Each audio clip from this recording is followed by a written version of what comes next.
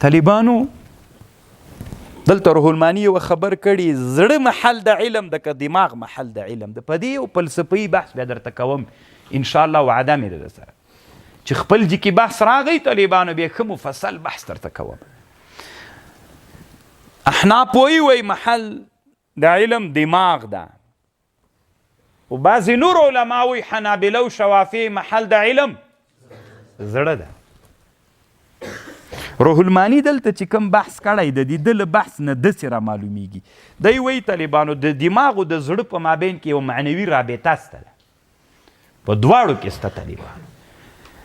دی وایي دی محاکمه کوي چې علم دماغو کې ده که علم زړه کې ده. دی وایي د زړه او د چا په مابین کې د دماغو په مابین کې څوک ده یو معنوي رابطه ده. دغه معنوي رابطه څوک ده نو دې معنوي رابطې نه چې زړه کې علم سته په عقلو د دې دواړو کې یوه رابطه ده نو علم په دواړو کې ده.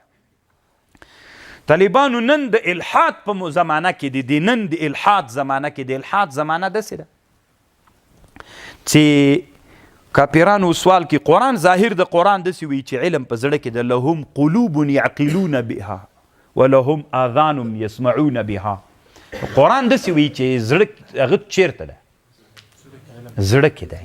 نو نن ملحدین دا سوال کوي چې د یو کافر د یو انسان زړه بل ته نقل کې علم یې نه ځي ورسره خبر پوهېږي.